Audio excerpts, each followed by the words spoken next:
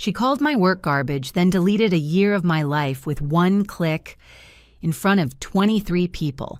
It happened on a dull Tuesday morning, one of those strange office days where the lights feel too bright and the silence carries too much weight, like something bad is about to happen and the building knows it before you do.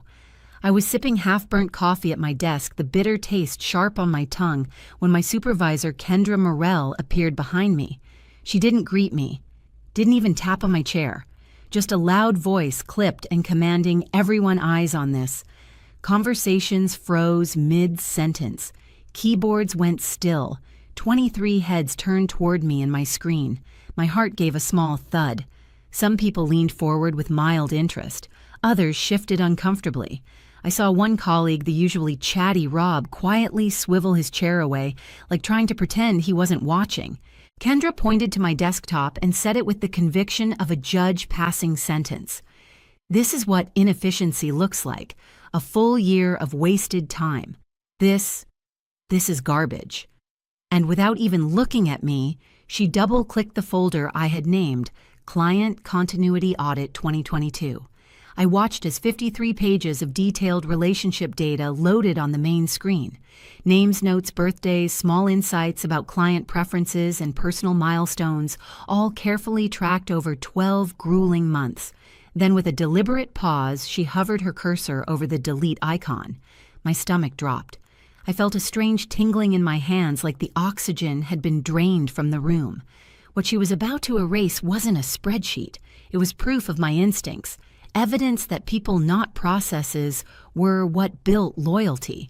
My late nights replying to emails from business owners who needed reassurance. My Sunday afternoons spent writing birthday notes for client daughters or checking in on family-owned stores struggling through inflation. And she clicked. Just like that, it was gone.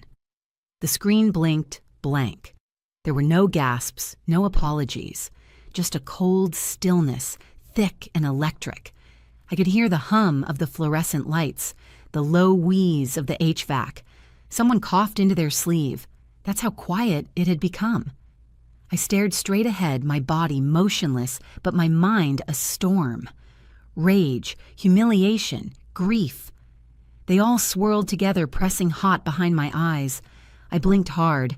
I wouldn't cry, not here, not in front of her. My throat tightened. I could feel heat crawling up my neck, my ears pounding with the dull rhythm of shock. My knees locked. Even the chair beneath me felt like it wasn't mine. I gripped the edge of my desk so tightly, my nails left tiny crescent dents in the wood grain. Beside my keyboard sat a small thank you card, a handwritten note from Lena Carrington, one of our long-term clients. Thank you for remembering what most people forget, it read. It had arrived just a week ago, a quiet reminder that what I did mattered. I glanced at it now, sitting there like a witness to a crime. Suddenly, it felt like everything around me was mocking my effort. This wasn't the first time I had felt invisible. I remembered months ago sitting in my car after a brutal review where Kendra told me I was overreaching by adding too much detail to client reports. I had cried in that parking lot, wondering if I should quit, wondering if I was too soft for this industry. But I didn't quit. And now, after clawing my way toward a strategy that worked, one that brought warmth into cold corporate structure, she had erased it with a single gesture, like it meant nothing, like I meant nothing. Kendra turned from the screen, smoothing her blazer with smug finality, like she'd cleaned up a mess and expected applause, like deleting that file proved some kind of point. She looked at me briefly, not a glance of sympathy, but of triumph. She thought she'd won. She thought she had stripped me of credibility, made an example of my methods. She had no clue what she'd actually done. Because what she deleted wasn't mine alone. It was the invisible thread binding our clients to this company. She didn't destroy my work. She dismantled the foundation holding her own world up. And then right as she launched into a sermon about returning to professional efficiency, my phone buzzed, loud in the silence. I glanced down. The name flashing on my screen almost made me laugh. Marlowe Partners. My hand trembled slightly as I reached for the phone. I hadn't spoken to them in months, and yet somehow they had perfect timing. Because while Kendra thought she was deleting some inefficient documents, she was actually handing me the cleanest, most elegant revenge I could have imagined. And that's when I knew this wasn't the end of my story. It was the beginning. After the meeting ended, I sat frozen at my desk, unsure whether to stand, breathe, or disappear entirely. The room buzzed back to life around me. Chairs scraping muted conversations, starting again, but none of it reached me. I was underwater, and everything above the surface felt miles away. No one said anything. Not one colleague came over. And maybe I didn't expect them to. But it still stung the way they pretended not to see me, the way their eyes darted anywhere but in my direction. I wasn't just invisible. I was radioactive. I opened my email to distract myself, but I couldn't focus. My hands hovered above the keyboard, trembling. Every key I pressed felt hollow. The weight of what just happened crushed down on my spine. My work, my identity, my reputation, all wiped out in seconds. The phone call from Marlowe Partners. I hadn't returned it. I couldn't, not yet. My pride was buried somewhere under the shame I couldn't shake. What if they didn't really mean it? What if it was pity? I spent the rest of the day moving like a ghost, responding to emails. I couldn't remember sitting in meetings I barely registered, nodding at things I didn't understand. My head pulsed with a migraine that refused to fade. That night, I sat in the dark of my apartment lights, off blanket wrapped around my shoulders like armor. My laptop was open in front of me, cursor blinking in a blank resignation email draft I couldn't bring myself to finish. The apartment felt colder than usual, as if it too had absorbed the humiliation I carried. My plants drooped on the windowsill. Dishes from the morning sat untouched in the sink. Even my cat Baxter, curled up silently by the radiator, watched me with worried eyes like he knew something had cracked open inside me. I thought about quitting. Not just the job, everything. I thought about the birthday I'd forgotten last year because I stayed late fixing a client file. About the trip to see my mother that I canceled to meet a reporting deadline. About the after-hours check-ins, the holiday weekends where I answered emails, the nights I went to sleep with a spreadsheet still open beside my bed. And I thought about Kendra. I remembered the first time I showed her my client engagement notes. She hadn't even read them. Just flipped the pages, looked up with narrowed eyes, and said, "Do you think this is a coffee shop or a consulting firm?" That sentence stuck to me like gum on the bottom of a shoe. No matter how hard I tried to scrub it off, it clung. I had given everything to a company that saw me as expendable. Worse, as laughable. At 2:17 a.m., I finally typed a single sentence into the email draft.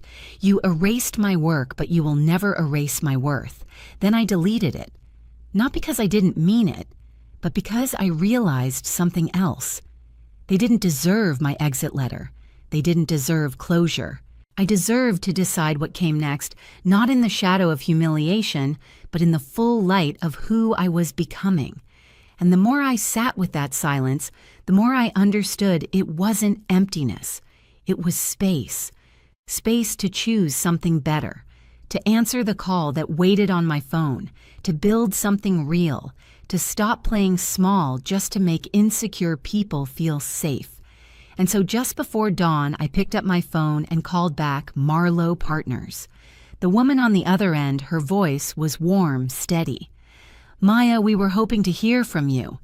And for the first time in 20 hours, my body relaxed. When they asked if I was ready to talk details, I didn't whisper. I spoke with the full strength of a woman who had nothing left to lose and everything to reclaim. 2 days after the public humiliation, I returned to the office not to make peace, not to rebuild what was taken, but to deliver the end of a chapter with the dignity it deserved. I wore a slate gray blazer I had been saving for important meetings. My hair was pulled back sharp. My eyes didn't dart. They locked. The air in the building was heavy, hesitant. People whispered when they saw me. A few offered weak nods. Most avoided my gaze. Maybe they thought I was back to apologize. Maybe they expected me to beg for reinstatement, to grovel for some semblance of belonging. They couldn't have been more wrong. At 9:03 a.m., I stepped into the conference room, the same one where Kendra had called my work garbage. She looked up from her laptop, startled. "Maya, I wasn't expecting you this morning." "I know," I replied evenly, "but you'll want to hear this." Richard Vance, the CEO, had already arrived. He gave me a cautious nod. "Is this about what happened earlier this week?" "In part," I said. "But this is also about what comes next." I placed a single printed page on the table, my resignation dated and signed effective immediately. Kendra blinked. "This is unnecessary. We haven't made any formal decisions about your status." I looked at her calm and clear. "You already did when you erased a year of client trust in front of the department. You made it clear how you value relationships, so now I'm simply responding with clarity of my own." Silence. Then I reached into my bag and pulled out a stack of handwritten notes, copies of messages, thank you cards, printouts of client testimonials. I laid them gently on the table, like setting down evidence at a trial. "You thought you deleted a file," I said. "What you really did was delete the only thing keeping our top clients here." I turned to Richard. "You said last quarter that our retention rates were the highest in company history. That wasn't a fluke. That was built conversation by conversation, moment by moment. And now it's gone." Richard studied me, his brow furrowed. "I'm leaving," I said. "But I'm not leaving broken." I took a deep breath. "I've accepted a position with Marlowe Partners as Director of Client Relations. They believe in personal connection. They're building something new. And I intend to help them do it." The room went still again. Kendra's face flushed, but she forced a brittle smile. "You think you can just walk away and take everything with you? I'm not taking anything I said. But clients are free to follow the relationships they trust." It was the first time I'd seen her speechless. As I stood there, the lights above seemed to hum louder than usual, casting a glow over the table like a spotlight on an unplanned stage. My palms were dry now, something that surprised me. I expected to tremble, to fumble over words, but instead I felt rooted, solid. Richard shifted in his seat. He glanced briefly at the handwritten notes I had laid out. One in particular caught his eye, a card from Darla Nguyen, our catering client. I saw his expression change when he read her words. "Working with Maya made us feel like more than revenue. She reminded us we matter." He looked up but said nothing. In the far corner, I noticed Erin, one of the junior analysts, watching me with wide, unblinking eyes.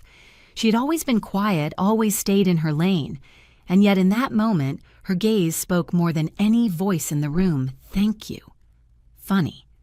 Just a year ago, I would have been the one in the corner, terrified to raise my hand. I used to shrink myself to fit the mold of what this place rewarded: short emails, quick calls, faceless efficiency. And now here I was, not just speaking up, but walking away. "Do you really think clients will just follow you, Kendra?" Finally asked, her tone sharp with disbelief. Out of loyalty, I paused. "No," I said, "not out of loyalty. Out of trust, out of connection, out of being seen." And that's when the room changed. The silence became heavier, not hostile, but reflective. Like a mirror had been placed in front of them, and they were just now realizing what they'd allowed to happen. I gathered the resignation letter and the client cards, slid them back into my bag with care. Richard stood. "Maya, if circumstances were different, but they're not." I interrupted gently. "You had the data. You had the proof, and you let it be destroyed. So now I'm going where that proof is not just seen, but valued." The walk from the conference room to the elevator felt like a procession. My heels clicked against the tile like punctuation marks in a closing sentence. Some heads turned, some stayed bowed. No one stopped me. When the elevator doors opened, I stepped inside and faced forward, not looking back. And for the first time in a long time, I felt tall. Not because I had finally proven something, but because I had nothing left to prove. The days after I handed in my resignation passed in an eerie silence. No dramatic confrontations, no vindictive emails, no aggressive moves. just a quiet that felt heavier than any storm. I watched as everything I had built, one conversation, one genuine connection at a time, started to shift beneath the surface. At Marlowe Partners, I found a new home. Their culture was the exact opposite of what I'd left behind, energized, empathetic, and committed to putting people first. Here my approach wasn't a liability, it was a strength. They celebrated what I had fought for, not punished it. Meanwhile, back at Piton Analytics, cracks began to appear in the glossy facade. I didn't make any calls to lure clients away. I didn't send mass emails or beg people to follow me. I simply stayed true to my values, continuing to deliver care and attention to those who reached out. The fallout was silent but devastating. Clients who once answered to Kendra's team now began to hesitate, pause, and question. Meeting requests from Piton were declined with vague excuses. Follow-up slowed and then stopped. The smooth rhythm of client retention was faltering. Industry whispers grew louder. Rumors about shifting loyalties and deteriorating trust spread quietly through professional networks. Some clients reached out in hushed tones, curious if I was really where they thought I was. Others made decisions in the shadows, choosing to take their business elsewhere. One afternoon, my phone rang unexpectedly. It was Donnie Harlan, the owner of that mid-sized manufacturing company whose golden retriever I'd asked about during a call months ago. "Maya," he said carefully, "I've been watching how things are at Piton. Honestly, we're planning to move our accounts. You're the reason we stayed this long." His words hit me harder than I expected. Later that same week, Lena Carrington scheduled an extra consultation saying, "You made us feel like partners, not just revenue." That kind of personal care is rare. Each phone call, each message confirmed a painful truth for Kendra. Loyalty isn't coded into systems or stored in databases. It lives in moments of connection, trust, and being truly seen. Moments she tried to erase. Meanwhile, Kendra's frustration became palpable. Through contacts still inside Piton, I heard she was frantically reaching out to major clients scrambling to patch the damage. But once trust breaks, it doesn't mend with apologies. The quiet storm I set in motion didn't crash like thunder or blaze like wildfire. It crept in, slowly, steadily, relentlessly, as sure as roots, pushing through concrete. The company faced the worst client retention crisis in its history. And from my new office, I watched the slow unraveling, not with vengeance, but with quiet satisfaction. Because sometimes the most devastating power isn't in loud battles, it's in waiting. When the emergency board meeting was called, the atmosphere shifted from hushed rumors to cold, hard reckoning. The numbers on the reports were devastating. Over 60% of Piton Analytics' largest clients had fled or threatened to leave in the 2 months following my resignation. The missing client continuity audit, the file Kendra had deleted in front of everyone, was no longer just a lost document. It was the smoking gun, the proof of what had been built and destroyed in a single reckless act. The room was packed. Board members, senior managers, legal advisors. Everyone's eyes were fixed on the facts laid bare in detailed spreadsheets and client testimonies. And at the center of it all sat Kendra Morell, usually so composed, now visibly rattled. The questions came swift and unforgiving. Why was the client retention audit deleted without backup, a board member demanded. Kendra fumbled. I believed the approach was inefficient, the documentation unnecessary. But these losses, 60% of key clients in 2 months, are a direct consequence, another voice pressed. Kendra tried to redirect blame. The former employee's methods were unorthodox. Some clients followed her out of loyalty, but that's not a sustainable business practice. Emails surfaced, fragments of cold, dismissive messages from Kendra to clients, reports of unanswered calls, delayed follow-ups, and meetings canceled at the last minute. The very neglect she denied was now documented in black and white. Even her closest allies hesitated, exchanging glances, whispering doubts about her leadership. The fractures beneath her confident exterior were undeniable. Then the board heard from the clients themselves.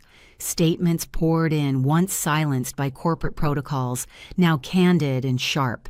They spoke of personalized care, of being valued beyond numbers, of how Maya's genuine attention had built trust that no database could replace. One testimonial stood out from Darlene Nguyen, a longtime catering client. Losing Maya felt like losing a partner. Her attention made us feel seen and heard, not just another contract. The gravity of the situation pressed down on the board. This wasn't simply about client attrition. It was a crisis of leadership, vision, and trust. Behind closed doors, the board debated Kendra's future. The cost of her mismanagement was clear, and so was the price of inaction. Within weeks, Kendra was removed from her position. Her authority, once unquestioned, was stripped away as the company scrambled to stem the hemorrhaging. Meanwhile, the damage she wrought rippled outward. Years of goodwill and client loyalty dissolved in a matter of weeks. The financial losses were staggering, but the blow to the company's reputation was deeper still. I wasn't present in that meeting. I didn't need to be. The dominoes toppled on their own, the consequences of her choices playing out with relentless precision. And while Piton Analytics fought to rebuild on shaky ground, I was already building something better, a place where connection mattered, where relationships were nurtured, and where true value was recognized. The quiet truth was clear. The foundation she destroyed could only be rebuilt with trust and care. Two things she had cast aside. After the chaos settled, what remained wasn't just a company in crisis, it was a woman transformed. Leaving Piton Analytics wasn't an end, it was a new beginning. At Marlowe Partners, I didn't just find a job. I found respect, autonomy, and a team that believed in what I believe, that people are the heart of business, not just numbers on a balance sheet. The promotion to senior partner came faster than I expected. Equity, participation, responsibility for expanding our client relationship philosophy across multiple service lines. It was everything I dreamed of but never dared to ask for. Clients who had followed me from Piton became the foundation of our most successful year. The relationships I'd nurtured, once dismissed as inefficient, were now the company's greatest asset. I watched from afar as Piton struggled through restructuring. 30% of staff laid off. Major offices sold, a merger with a competitor that valued efficiency metrics over genuine connection. Kendra Morell's departure was quietly noted in LinkedIn updates and whispered rumors. According to former colleagues, her last months were marked by attempts to salvage client relationships with the same impersonal tactics that had caused the collapse. I felt no joy in her downfall. It wasn't about revenge, it was about justice, and about truth finally prevailing. Every consulting firm was now investing in personal client relationship strategies. Every professional development program emphasized the importance of treating clients as individuals, not transactions. Every successful business recognized what I'd known all along. That success was built on authenticity, empathy, and connection. Sometimes the best revenge isn't loud or public. It's simply proving your worth through continued success while those who doubted you watch from the sidelines. Today I run the Client Relations Division for one of the fastest-growing consulting firms in the region. Every day I work with clients who appreciate that I remember their birthdays, ask about their families, and care about their challenges, not because it's a strategy, but because it's who I am. And every day I'm reminded that the greatest freedom comes not from escape, but from becoming your true self and thriving on your own terms. If you've ever been undervalued, dismissed, or erased by people who should have seen your worth, remember this: your value isn't defined by their blindness. It's defined by your courage to keep going, your resilience to rebuild, and your power to rewrite your story. Have you ever faced a betrayal that pushed you to rise stronger? Share your story below, and don't forget to like and subscribe for more stories of quiet power, resilience, and ultimate triumph.